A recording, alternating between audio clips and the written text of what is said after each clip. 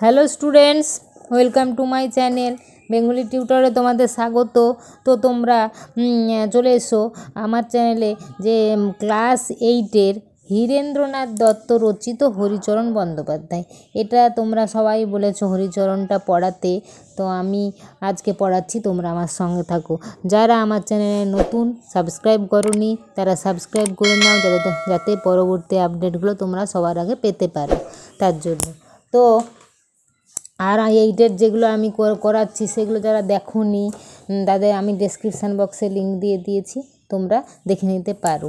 তো আজকে চলে আসছি, দেখো হরিচরণ বন্দ্যোপাধ্যায়। এটা আমি লাইন বাই লাইন একটু পড়াবো, আবার গল্পের মতো বলে দেবো তোমাদের, দেখো ভালো লাগবে, সহজ করে পড়াবো। তো হরিচরণ বন্দ্যোপাধ্যায় এরকম নামকরণ কেন হয়েছে, এই নামটা যে হরিচরণ বন্দ্যোপাধ্যায়, এটা নিয়েই গল্পের শুরু। তাই এটা দেখো এর উপযোগ্য একটি তার জীবনী নিয়ে এটা রচনা হয়েছে। কিন্তু পাঠ শেষ করার পর, এই গল্পটা পড়ার পর আমরা এটা জানবো নিছক জীবনী ছাড়িয়ে অনেক কিছু।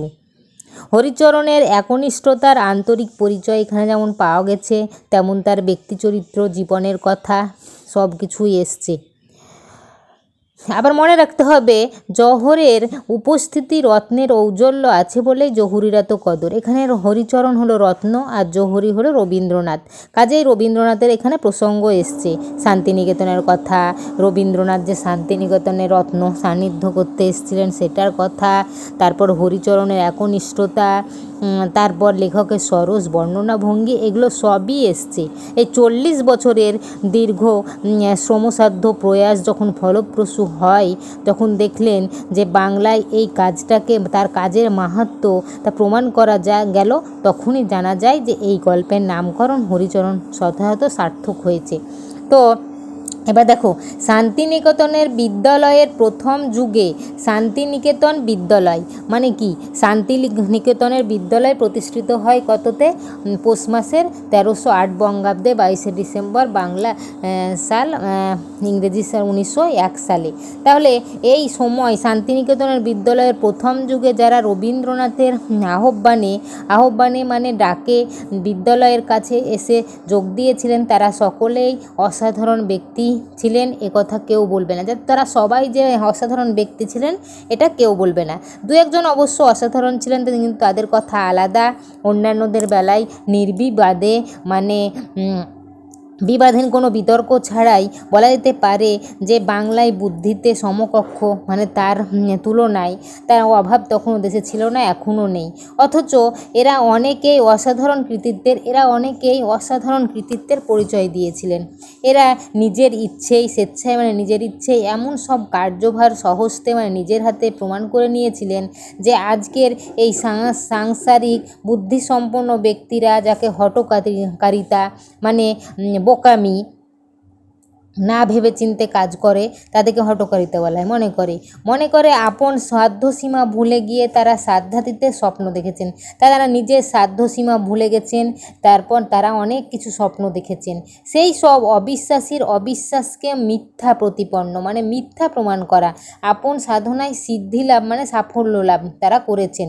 বাস্তবিক পক্ষে তারা যেভাবে কাজ করেছেন তাতে একমাত্র সাধনা নামে অভিভূত করা যায়। মাস মাহিনার চাকুরে দ্বারা এ জাতীয় কাজ কখনোই সম্ভব নয়। যে কাজে বহুজনের মিলিত প্রয়োজন, কখনো সম্পূর্ণ একক প্রচেষ্টায় সে কাজ সম্পূর্ণ হয়েছে। তাহলে মাস মাহিনা মানে সরকার চাকরি করে, প্রতি মাসে যারা নির্দিষ্ট অর্থ আয় করেন তাদের বলা হয়েছে। তাহলে তাদের জন্য এই কাজ সম্ভব নয়। যে এই কাজে বহুজনের মিলিত প্রয়াস, মানে অনেকজনের সব কিছু প্রয়াস নিয়ে, চেষ্টা নিয়ে এটা সম্ভব হয়েছিল। কর্তা অকিঞ্চন মানে দরিদ্র, কীর্তি সুমহান মানে মহৎ কাজ, সুমহান মানে ভালো, ব্যাহত বা দৃষ্টিগোচর ছিল না। ব্যাহত মানে বাইরের দিক, দৃষ্টিগোচর মানে যা চোখে দেখা যায় না। সেই শক্তি তাদের চরিত্রের মধ্যে নিহিত মানে ভিতরে ছিল। সুবৃহৎ কার্যে এর চেয়ে বেশি প্রয়োজন নিষ্ঠা এবং অভিনিবেশ। বিদ্যাবুদ্ধি তো ছিলই, তদুপরি উক্ত দুই গুণ সন্নিপাতে সাধারণ মানুষের দ্বারাও সাধারণ কার্য সম্পাদন সম্ভব হয়েছিল। তাহলে সুবৃহৎ কার্যে, ভালো কাজে অভিনিবেশ করা, নিষ্ঠা বা অভিনিবেশ, নিষ্ঠা মানে কাজে সততা, অভিনিবেশ মানে মনোযোগ করা বেশি প্রয়োজন। বিদ্যা বুদ্ধি তো থাকেই, তার ওপর তদুপরি মানে তার ওপর গুণ সন্নিপাতে মানে গুণের সমাবেশে কার্য করা, কার্য মানে কাজ সম্পাদন হয়েছিল। তাহলে এর কৃতিত্ব, এই কাজের কৃতিত্ব যোগ্যতা অনেকাংশে শান্তিনিকেতনের প্রাপ্য, কারণ এরূপ মানুষ শান্তিনিকেতনের কাজ নিজে হাতেই করেছে। আমাদের দেশে অনেক স্থান মাহাত্ম্য, আমাদের দেশে অনেক স্থানের গুরুত্ব যে আছে, এটা কেবলমাত্র স্থান বিশেষের মাটি জল হওয়ার গুণ নয়। আমাদের দেশে যে কাজগুলো আছে, গুরুত্বগুলো আছে, সেটা শুধু মাটি জল হওয়ার জন্য নয়, সে স্থানই মহৎ, যে স্থান মানুষের কাজ থেকে বড় কিছু দাবি করতে পারে, সেই স্থানই মহৎ হয় যেখানে মানুষ বড় কিছু দাবি করতে পারে। দাবি করার অধিকার সব সময় সব স্থানে থাকে না, সে অধিকার অর্জন করতে হয় নিজের জ্ঞান শক্তির দ্বারা। যে দিতে জানে সেই দাবি করতে আনে। তাহলে যে অধিকার করতে হয় সেটা নিজের দান শক্তির দ্বারা অধিকার করতে হয়, অর্জন করতে হয়। আর যে দিতে জানে সে দাবি করতেও জানে। আমাদের এই শিক্ষাক্ষেত্রে শান্তিনিকেতনের দানও আমাদের এই শিক্ষাক্ষেত্রে শান্তিনিকেতনের দান গুরুত্বপূর্ণ, অপরিসীম। শান্তিনিকেতনই দেশকে প্রথম শিখিয়েছে কিভাবে বিদ্যালয়ে স্থান বিদ্যাচর্চার স্থান, বিদ্যাচর্চা নয় বিদ্যা বিকিরণের স্থান। তাহলে শান্তিনিকেতনে আমাদের প্রথম শিখিয়েছে কিভাবে বিদ্যা স্থান হয়, বিদ্যা চর্চা কী করে হয়, বিদ্যা দান করা যায় কিভাবে। এই যে বিদ্যার্জনের পথ সুগম করে দেওয়া, এটাই বিদ্যা কেন্দ্রের অন্যতম প্রধান কর্তব্য। সে সময়ে আমাদের দেশের বিশ্ববিদ্যালয়গুলোও এই কথা ভাবেনি, শান্তিনিকেতন যে কথা ভেবেছিল সেই জন্য নিজেকে প্রস্তুত করেছে। শান্তিনিকেতনের স্থান মাহাত্ম্য, সেই জন্যই আমি বলছি যে রবীন্দ্রনাথ নিজের সব শক্তি দিয়ে শান্তিনিকেতনের সেবায় নিয়োগ করেছিলেন। সেই জোরে তিনি যাদের আহ্বান করেছিলেন, যাদের ডেকেছিলেন, তাদের কাছ থেকে নিঃসংকোচে সর্বশক্তি নিয়োগের দাবি করতে পেরেছিলেন। রবীন্দ্রনাথ যেমন তার নিজের সর্বশক্তি দিয়ে শান্তিনিকেতনের সেবা করেছিলেন, সেই জন্য তিনি আহ্বানও করেছিলেন, সবাইকে ডেকেছিলেন কী করতে, নিজের তোমাদের যা কিছু সর্বশক্তি আছে সব কিছু তোমরা দান করো শান্তিনিকেতনে। হরিচরণ বন্দ্যোপাধ্যায় মশাই যখন রবীন্দ্রনাথের নির্দেশে, এবার হরিচরণ বন্দ্যোপাধ্যায় কী করলেন, রবীন্দ্রনাথ নির্দেশ দিলেন তাকে বঙ্গীয় শব্দকোষ রচনা করতে বললেন। তখন হরিচরণ বন্দ্যোপাধ্যায় রবীন্দ্রনাথের নির্দেশে বঙ্গীয় পণ্ডিত সমাজে তিনি সম্পূর্ণ অপরিচিত ছিলেন। তিনি তখন অপরিচিত ছিলেন, বয়সে তিনি নতুন, অভিজ্ঞতায়ও নতুন। হরিচরণ বন্দ্যোপাধ্যায় বয়সে নতুন, অভিজ্ঞতায় অপ্রবীণ, মানে অল্প জ্ঞান ছিল। বিশ্ববিদ্যালয়ের ছাপটুকু পর্যন্ত নেই। তিনি প্রামাণিক কোনো গ্রন্থ রচনা করে পাণ্ডিত্যের পরীক্ষায় উত্তীর্ণও হননি, পাণ্ডিত্যের কোনো পরীক্ষায় পাসও করেননি। এরকম সুবৃহৎ কাজের জন্য প্রস্তুতি কতখানি সে বিষয়ে সাধারণের মনে স্বাভাবিক ছিল। তারপরে কিন্তু দেখা যায় রবীন্দ্রনাথের মনে এই নিয়ে বিন্দুমাত্র কোনো সংশয় ছিল না। থাকলে এমন নিশ্চিন্ত মনে এত বিশাল কার্যভার তিনি হরিচরণের ওপর দিতেই পারতেন না। এই সম্পর্কে অনেক কথা আমাদের মনে হয়েছে। শান্তিনিকেতনের প্রথম দিকে রবীন্দ্রনাথের অধ্যাপক মানে বিশ্ববিদ্যালয়ের শিক্ষক, অধ্যাপক নির্বাচন অনেকটা শেক্সপিয়ারের প্লট নির্বাচনের মতো। প্লট মানে একটা লেখার ব্যাপারে, প্লট মানে হলো যে এই কাজ, সব সাহিত্যের প্লট বলতে বোঝায় সম্পর্কযুক্ত কাহিনী, যে কাহিনীর মধ্যে বিশ্বাসযোগ্যতা রয়েছে, উপন্যাসে সুনির্দিষ্ট পরিকল্পনা আছে। তাই এই রকম প্লট তিনি শেক্সপিয়ারের প্লট নির্বাচনের মতো হাতের কাছে যেমন তেমন একটা গল্প পেলেই হলো, শেক্সপিয়ার চোখ বুজে তাকে গ্রহণ করেছেন। প্রতিভাবানের হাতে ছাই ধরলেও সোনা হয়ে যায়, বলে না, প্রতিভাবান এই কাজটা করলেই সেটা ভালো সফল হয়ে যায়, সেই রকম। অত্যন্ত শীর্ণ বিবর্ণ কাহিনীও রক্তমাংসে, একটা খারাপ কাহিনী যদি লেখা যায় ভালো লেখকের হাত দিয়ে, তাহলে সেটাও মনে হয় পরিপুষ্ট হয়ে উঠেছে, রসে রূপে পূর্ণতা পেয়েছে। নিষ্প্রাণ কাহিনী প্রাণের স্পন্দনে আবার নতুন করে জেগে উঠেছে। এইরকমই পণ্ডিত সমালোচকদের মতে মূল কাহিনীতে শেক্সপিয়ার ঐশ্বর্যের আভাস মাত্র ছিল না।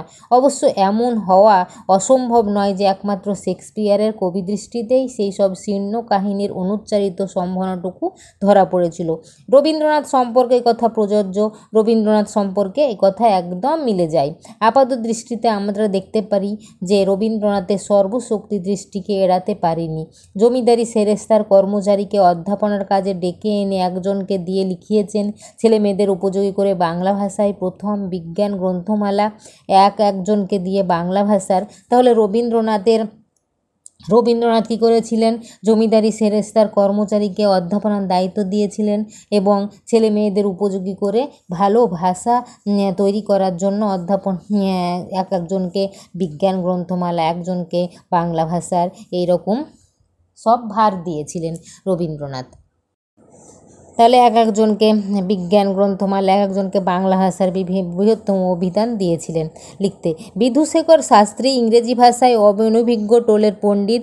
সেই মানুষ কালক্রমে বহু ভাষাবিদ পণ্ডিতে পরিণত হলেন। যিনি বিধুশেখর শাস্ত্রী ইংরেজি ভাষার টোলের পণ্ডিত ছিলেন। টোল মানে তখনকার দিনের সেই প্রাচীন যুগে যেমন টোলে কয়েকজন বসত, পণ্ডিত বসত, শিষ্যদেরকে পড়াতো, সংস্কৃত পাঠশালা, সেটা টোল। সেই টোলের পণ্ডিত ছিলেন। আর সেই মানুষ কালক্রমে বহু ভাষাবিদ পণ্ডিতে পরিণত হলেন। ভারতীয় পণ্ডিত সমাজে সর্বগণ্যদের অন্যতম হলেন। ক্ষিতিমোহন সেনও সংস্কৃত পণ্ডিত। তার জিজ্ঞাসা নতুন পথে প্রবাহিত হলো। মধ্যযুগীয় সাধু সন্তদের বাণী সংগ্রহ করে ভারতীয় জীবন সাধনার বিস্তৃত প্রায় এক অধ্যায়কে পুনরুজ্জীবিত করলেন। তাহলে মধ্যযুগের সাধু সন্ন্যাসীদের সব কিছু ধার্মিক ভক্ত, এইরকম তিনি বাণী মানে অমৃত বচন, এইসব কথাগুলো তিনি পুনরুজ্জীবিত মানে পুনরায় জাগিয়ে তুললেন।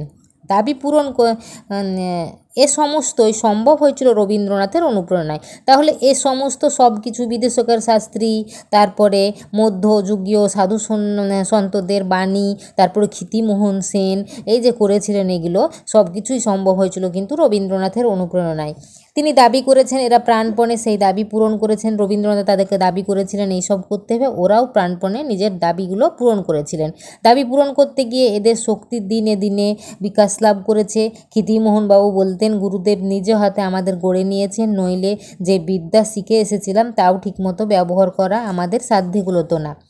তারপর এক সময় ক্ষিতিমোহনবাবু বলেছেন যে গুরুদেব মানে রবীন্দ্রনাথ ঠাকুর আমাদের যে কি সুন্দর নিজের হাতে গড়ে নিয়েছেন, আমাদের বিদ্যা থাকলেও আমরা কিন্তু সেই জায়গায় পৌঁছাতে পারতাম না। রবীন্দ্রনাথ যে চোখ বুজে এদের গ্রহণ করেছিলেন এমন নয়, চোখ মেলেই করেছিলেন। রবীন্দ্রনাথ যে চোখ বন্ধ করে এদের উপর ভরসা করেছিলেন তা নয়, তিনি সব কিছু যাচাই করে নিয়েছিলেন। মানুষ যাচাই করার একটা বিরাট রীতি তার ছিল।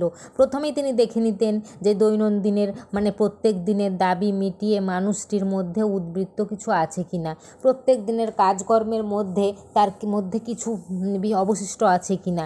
রবীন্দ্রনাথের সারা জীবনের সাধনা, উদ্বৃত্তে সাধনা, সংসারের 15 আনা মানুষই আট পড়ে, তাদের দিয়ে নিত্যদিনের গৃহস্থালির কাজটুকু শুধু চলে, বাড়তি কিছু দেবার মতো সম্বল এদের নাই।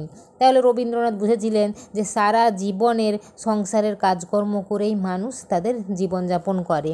গৃহস্থালির কাজকর্ম করার পর আর তাদের কিছু ক্ষমতা থাকে না যে এই সমাজকে দেবে। জমিদারি মহল্লা পরিদর্শন করতে গিয়ে আমিনের রেস্তোরাঁয় নিযুক্ত হরিচরণকে জিজ্ঞাসা করেছিলেন। তারা একদিন রবীন্দ্রনাথ জমিদারি মহল্লা পরিদর্শন করতে গেছিলেন, দেখতে গেছিলেন। সেখানে তিনি দেখলেন আমিন মানে কি বলতো, জায়গা জমি যে মেপে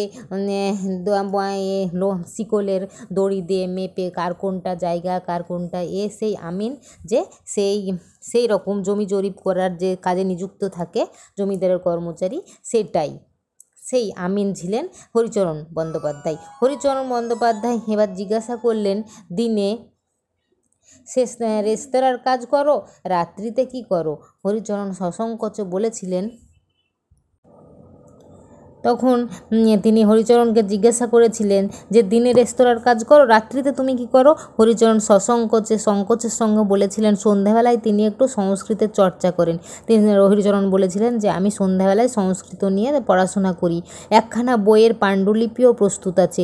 পাণ্ডুলিপিটি চেয়ে নিয়ে দেখে নিলেন। মানুষ কীভাবে অবসর যাপন করে তাই নিয়ে তার প্রকৃত পরিচয়, যার মধ্যে উদ্বৃত্ত কিছু নেই, তার অবসান কাটে না। ওই সামান্য বাক্যালাপ থেকেই হরিচরণবাবুর ভবিষ্যৎ সম্ভাবনাটি কবি দেখতে পেয়েছিলেন।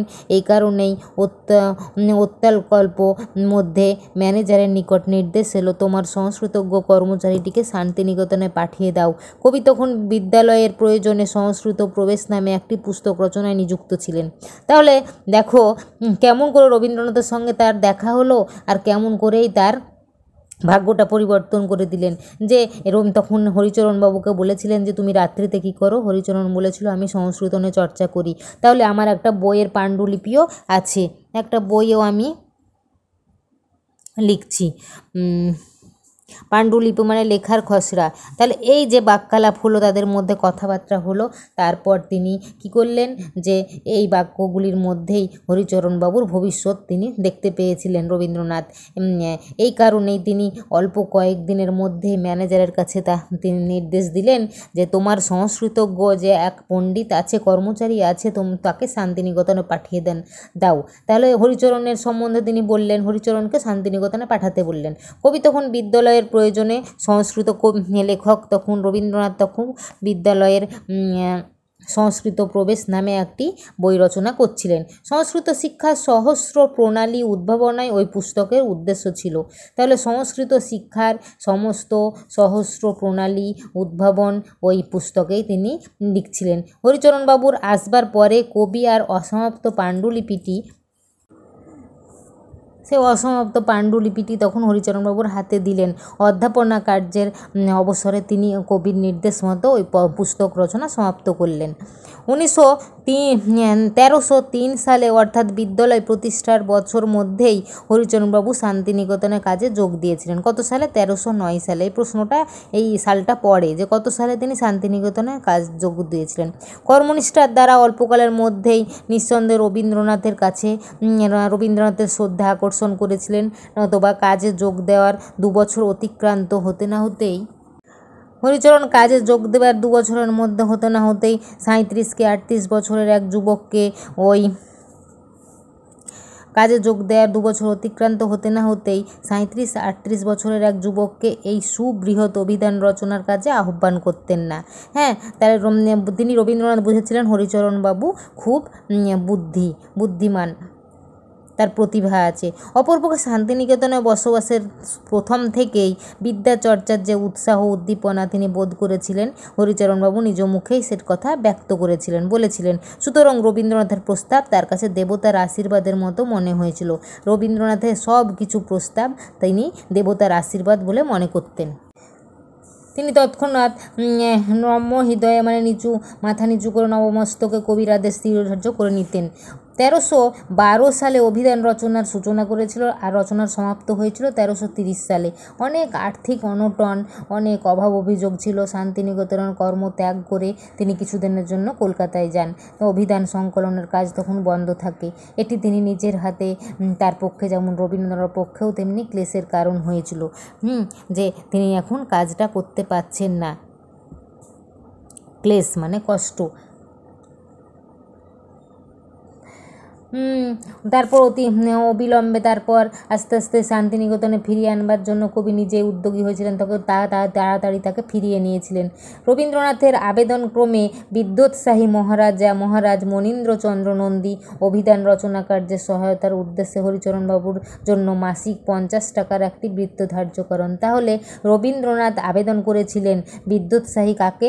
মহারাজ মনীন্দ্রচন্দ্র নন্দীকে, যে বলেছিলেন যে হরিচরণবাবু ভালো অভিধান রচনা করছেন, তার জন্য তাকে মাসিক ভাতা দেওয়া হোক, বৃত্তি দেওয়া হোক, তাকে মাসিক 50 টাকা, মাসে 50 টাকা। 1318 সাল থেকে অভিধান সংকলন কার্য শেষ হওয়া পর্যন্ত 13 বছর তিনি এই বৃত্তি ধার্য করেন। এই বৃত্তি পেয়েছিলেন 13 বছর ধরে। 1318 সাল থেকে অভিধান সংকলন কার্য পর্যন্ত তিনি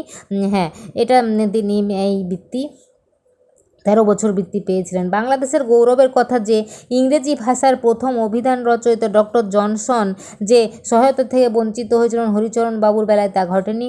তাহলে আমাদের বাংলাদেশের গৌরব যে ইংরেজি ভাষার প্রথম অভিধান রচয়িতা কে ছিলেন? Doctor Johnson. এই সহায়তা, তিনি এই ভাতা কিন্তু পাননি, কিন্তু হরিচরণবাবু তা পেয়েছিলেন। মহারাজের মহানুভবতার কথা শেষ পর্যন্ত কৃতজ্ঞতা চিত্তে স্মরণ করেছিলেন রবীন্দ্রনাথ। উপযাজক হয়ে মহারাজের কাছে বলেছিলেন যে সে কথা তিনি এক মুহূর্তের জন্য অবাক হননি, যে রবীন্দ্রনাথই বলেছিলেন যে হরিচরণবাবুকে মাসিক ভাতা দেওয়া হোক। মুদ্রণ কার্য শুরু হবার পূর্বেই মহারাজ মনীন্দ্রচন্দ্রের মৃত্যু হয়। তাহলে এটার মুদ্রণ কার্য শুরুই হলো না, তার মধ্যেই মনীন্দ্রচন্দ্র মারা গেলেন। যার সহায়তায় অভিধান রচনা সম্ভব হলো তাকে স্বহস্তে একখণ্ড অভিধান কৃতজ্ঞতার অর্ঘ্যস্বরূপ অর্পণ করতে পারেননি, এই দুঃখটি। যার জন্য এই অভিধান রচনা সম্ভব হয়েছিল তাকে তিনি শেষ পর্যন্ত তার অর্ঘ্যস্বরূপ তার পায়ে নিবেদন করতে পারেননি একখানি অভিধান। এই দুঃখটা তার মনে শেষ পর্যন্তই ছিল। 105 খণ্ডে সমাপ্ত অভিধান মুদ্রণ শেষ করার পরে রবীন্দ্রনাথ বিদায় নিলেন। হরিচরণবাবুর করুণ উক্তি, যিনি প্রেরণাদাতা, যার অভীষ্ট এই গ্রন্থ, তিনি স্বর্গত, তার হাতে এর শেষ খণ্ড অর্পণ করতে পারিনি। হরিচরণবাবু একটা উক্তি করেছিলেন, দেখো খুব সুন্দর, যে আমার প্রেরণাদাতা যিনি, যার অভীষ্ট এই গ্রন্থ, স্বর্গত, তিনি এখন স্বর্গে, তার হাতে আমি শেষ খণ্ড অর্পণ করতে পারিনি, দিতে পারিনি। কিন্তু হরিচরণবাবু সম্পর্কে রবীন্দ্রনাথের ভবিষ্যৎবাণী মিথ্যা হয়নি। বলেছিলেন, মহারাজের বৃত্তিলাভ ঈশ্বরের অভিপ্রেত, অভিধানের সমাপ্তির পূর্বে তোমার জীবন্যাসের আশঙ্কা নাই। কবিবাক্য মিথ্যা হয়নি, এক্ষেত্রেও হয়নি।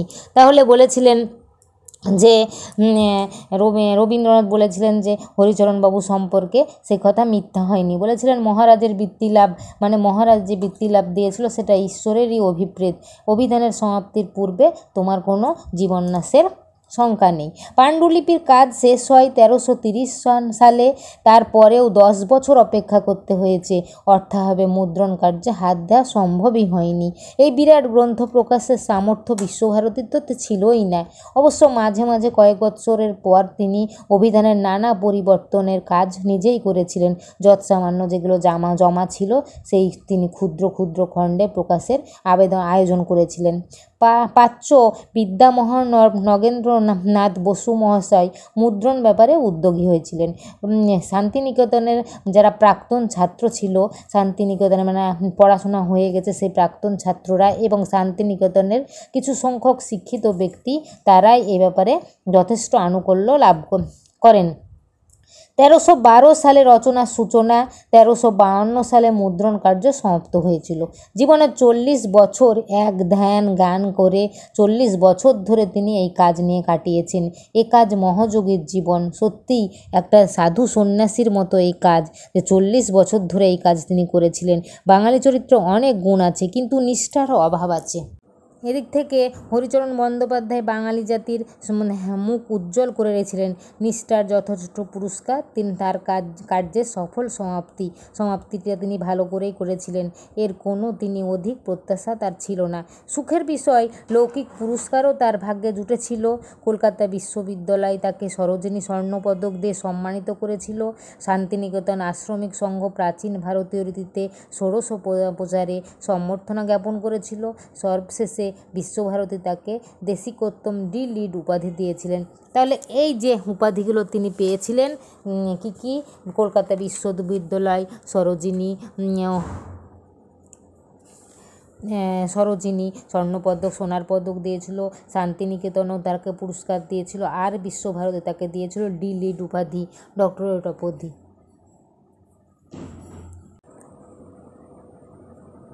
তাহলে অভিধান জাতীয় গ্রন্থের গুণাগুণ বিচারের ক্ষমতা আমার নাই, এ বিষয়ে বিশেষজ্ঞরাই ভালো বলতে পারবেন। কোনো বিশেষজ্ঞের মুখে শুনেছি অভিধানে কিছু বাড়তি ঘাটতি আছে। এরূপ বহু ব্যাপারে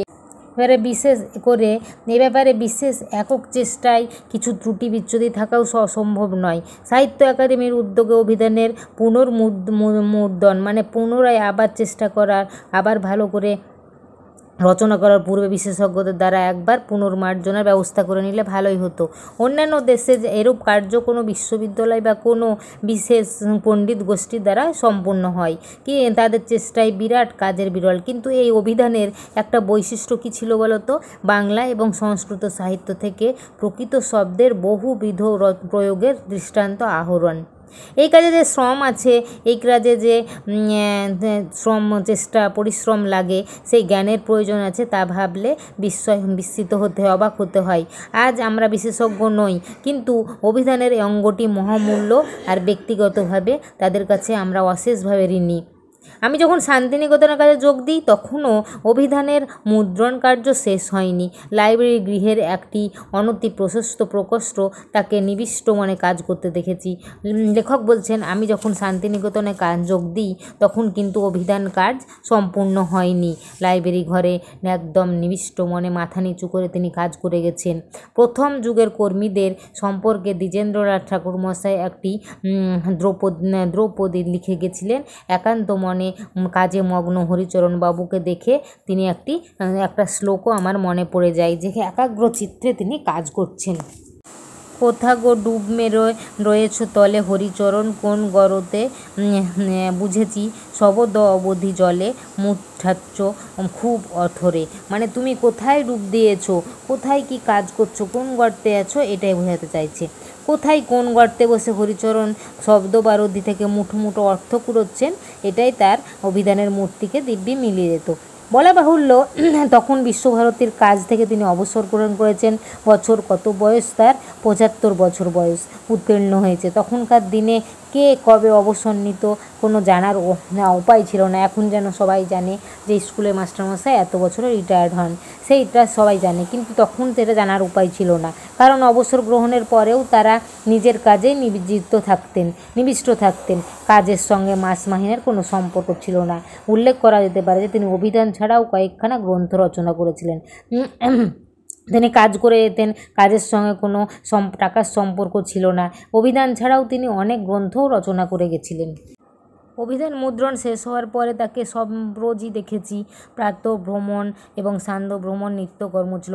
সকালবেলায় ভ্রমণ করা এবং মর্নিং ওয়াক এবং ইভিনিং ওয়াক তিনি করতেনই, সন্ধ্যায় আর সকালে করতেনই। পথে সন্ধ্যায় দেখা হলে ক্ষীণ দৃষ্টিবশত সবসময় লোকদের চিনতে পারতেন না, মানে চোখের দৃষ্টি কমে এসেছিলো বলে দেখতে পারতেন না। কখনও চিনতে পারলে সস্নেহে কুশল বার্তা জিজ্ঞেস করতেন যে কেমন আছো, সেই রকম। 92 বছর বয়সে 1959 সালে তিনি দেহ রক্ষা করেছেন। তিনি 92 বছর বয়সে তিনি মারা যান। শেষ পর্যন্ত মস্তিষ্কের শক্তি অটুট ছিল। শেষ বয়স পর্যন্ত তার মস্তিষ্কের মাথার কাজ কিন্তু ঠিকই ছিল। শেষ বয়সে তাকে দেখলে প্রায় একটা কথাই মনে হতো। ইংরেজ ঐতিহাসিক তথা সাহিত্যিক গিবন তার the decline and of the fall of the Roman empire নামক গ্রন্থের রচনা সমাপ্ত করে বলেছিলেন, হঠাৎ মনে হলো জীবনের সব কাজ ফুরিয়ে গিয়েছে, কিছুই করার নেই। মনে খুব একটা অবসাদের ভাব এসেছিল। গিবন উক্ত গ্রন্থ প্রণয়নে দীর্ঘ 12 বৎসর কাল একান্ত মনে নিযুক্ত ছিলেন। আর হরিচরণবাবু জীবনের 40 বছর বয়স অনন্যমনা হয়ে কাজে মগ্ন ছিলেন। কর্মাবসানে তার মনের অবস্থা কেমন হয়েছিল জানতে কৌতূহল হতো। গ্রন্থ সমাপ্তির পরেও 14 বছর তিনি জীবিত ছিলেন। যখনই দেখেছি তাকে প্রসন্ন চিত্ত বলেই মনে হতো। এরূপ সাধক মানুষের মনে কোথাও একটি প্রশান্তি বিরাজ করে, এজন্য সুখে দুঃখে কখনো তারা বিচলিত হন না।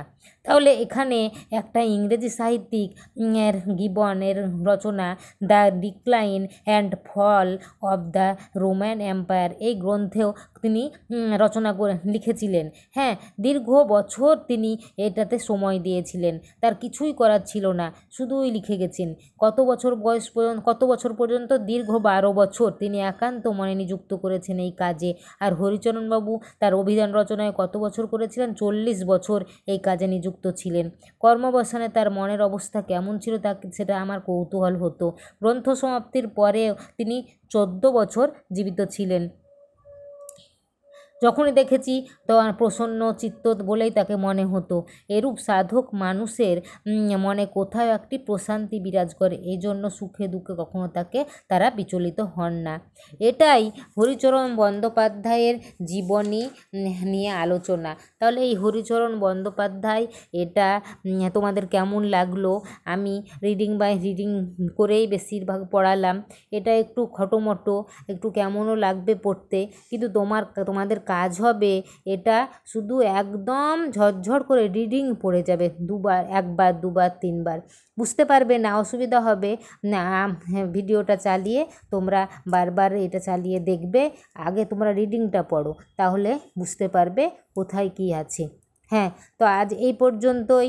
ভালো লাগলে কমেন্ট করে জানিও, আর আমার ভিডিওটা লাইক ও শেয়ার করে দিও। তবে আজ এই পর্যন্তই, আসি, টাটা।